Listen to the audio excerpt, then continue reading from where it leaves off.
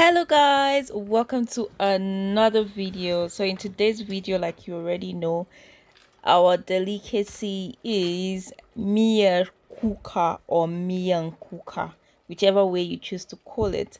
So you have seen my parade of ingredients, and right now I'm just going ahead to put in all of my ingredients. I already put in my daddawa, or popularly called iru or locust bean. I have put in my crayfish and some palm oil.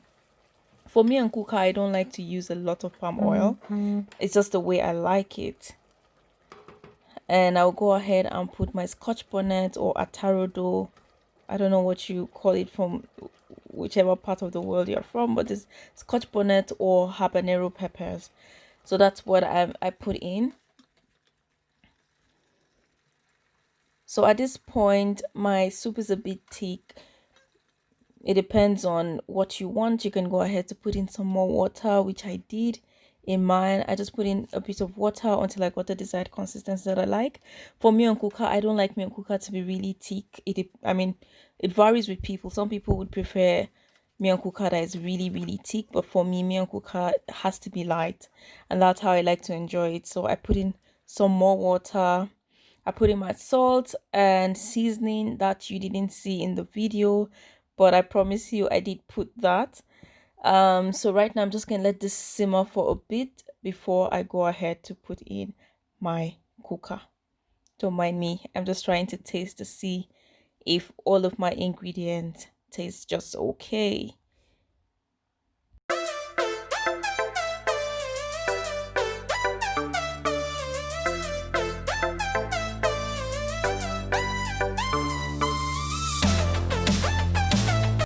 Okay, so now it's time for me to put in my powdered baobab or kuka.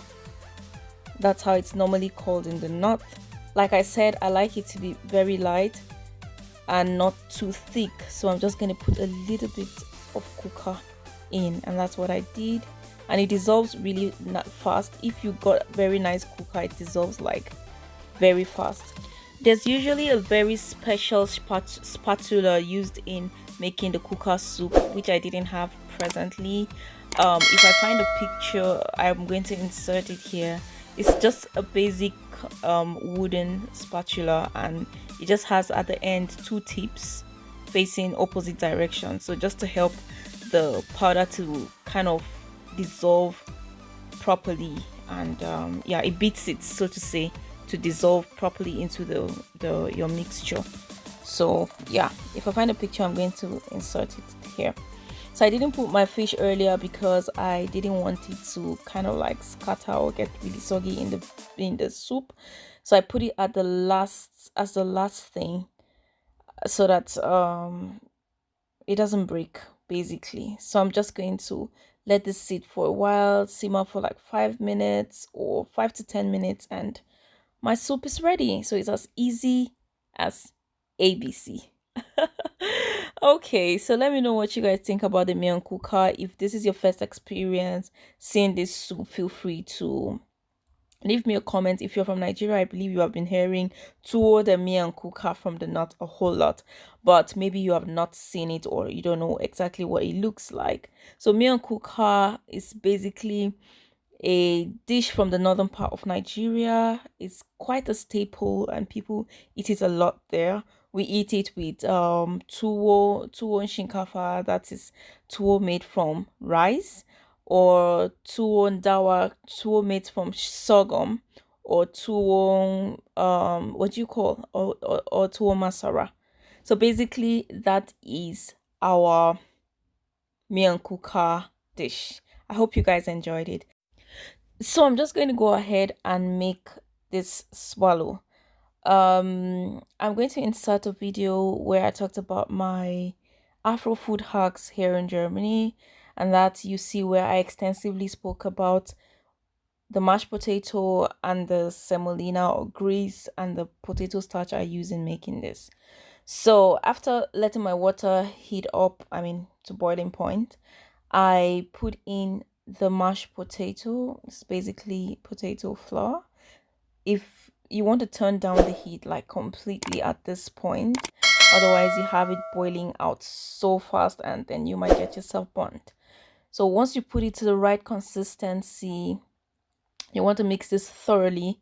And yeah, I use this 1 pack of mashed potatoes here, and that's just enough for my family because I'm also going to put in some semolina after now.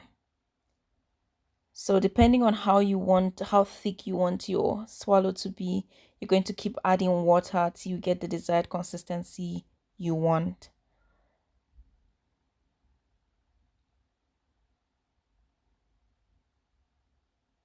I know I'm mixing this in a funny way because everybody keeps telling me that the way I mix my swallow is very funny, but yeah, that's how I do it and it still turns out really nice. So whatever way you do yours, just make sure that it's nice enough for you to enjoy. So now I'm putting in my semolina, or grease is what's commonly called in Germany. So just put as much as you would need. So because this grease gives the texture, makes the texture a bit harder. So if you don't want your swallow to be hard, you just want to put just a little. I mean, you can have your potato swallow without the semolina. That way it's just the potato swallow and it just turns out like pounded yam, like poundo yam. So but I like to put in the grease a little bit more, a little bit, just a little bit, like what I have on here now. So after now, in comes my starch. If you're not very good with working with starch, I mean, you can mix it in water and then pour it in. But I think I'm sort of like a pro right now. I can just put it directly and I can, control the mix and get it all, in one mix. If you're not sure of that and you don't want to have lumps in your swallow, go ahead and mix this in water and then pour it in. And then bring it to a mix. Okay, so I'm trying to walk around this. And in a minute, you see how my swallow turned out.